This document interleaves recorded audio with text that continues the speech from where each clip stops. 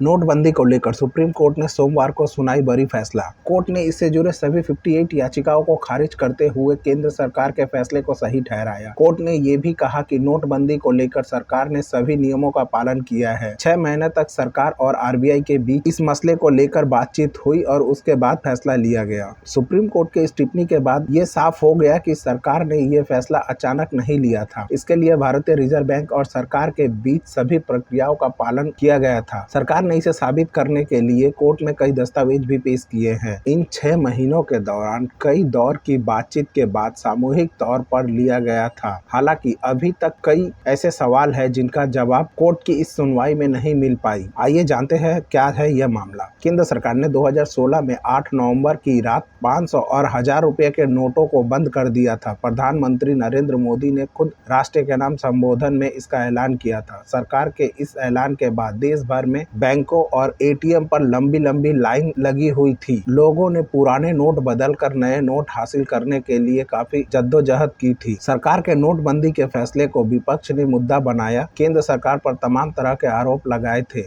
विपक्ष ने इसे बिना सोचे समझे लिया गया फैसला बताया था। यहाँ तक आरोप लगे थे कि प्रधानमंत्री मोदी ने इसके लिए संबंधित पक्षों से बात तक नहीं की थी। इसके खिलाफ कोर्ट में 58 अलग अलग याचिकाएं दाखिल हुई थी। इन पर लंबी सुनवाई के बाद कोर्ट ने 7 दिसंबर को आदेश को सुरक्षित रख लिया था। नोटबंदी के खिलाफ दायर याचिका पर सुनवाई करते हुए 5 जजों के बेंच ने अहम फैसला सुनाया। जस्टिस एस अब्दुल नजीर ने इसकी अध्यक्षता की थी। इस बेंच में जस्टिस नजीर के अलावा justice BR Gavai, justice S Bopanna, justice V Ramasubramaniam और जस्टिस BV नागरत्ना शामिल रहे। कोर्ट ने सरकार के नोटबंदी के कदम को सही ठहराते हुए इसके खिलाफ दायर सभी याचिकाओं को खारिज कर दिया। 5 न्यायाधीशों की संविधान पीठ ने कहा कि यह निर्णय कार्यकारी की आर्थिक नीति होने के कारण उल्टा नहीं जा सकता है। सुप्रीम कोर्ट का कहना है कि नोटबंदी से पहले केंद्र और आरबीआई के बीच सलाह मशवरा हुआ था। इस तरह के उपाय को लाने के लिए दोनों के बीच एक समन्वय था। कोर्ट ने कहा कि नोटबंदी की प्रक्रिया में कोई गड़बड़ी नहीं हुई है। आरबीआई के पास विमुद्रीकरण लाने की कोई स्वतंत्र शक्ति नहीं है और केंद्र और आरबीआई के बीच परामर्श के बाद यह निर्णय लिया गया है। अब आइए उन सवालों को जान लीजिए जिनका जवाब अभी तक नहीं मिला।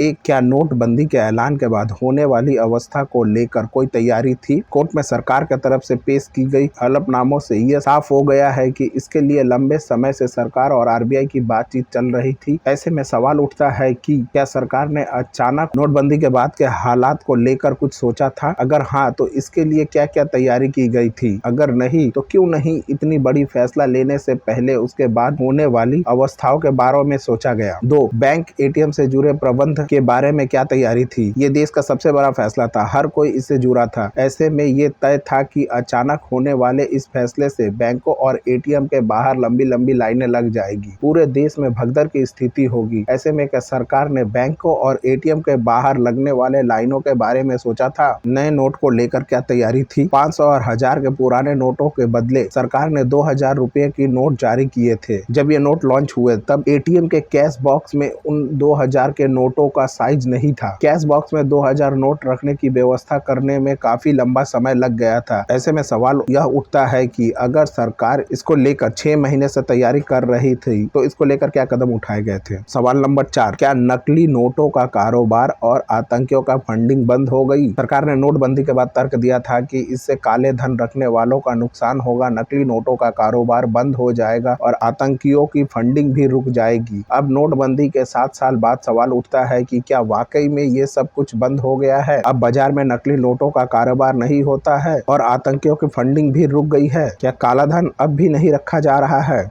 निष्पक्ष और बेखौफ खबरों के लिए अभी KTV इंडिया को सब्सक्राइब करें और बेल आइकन को भी दबाएं।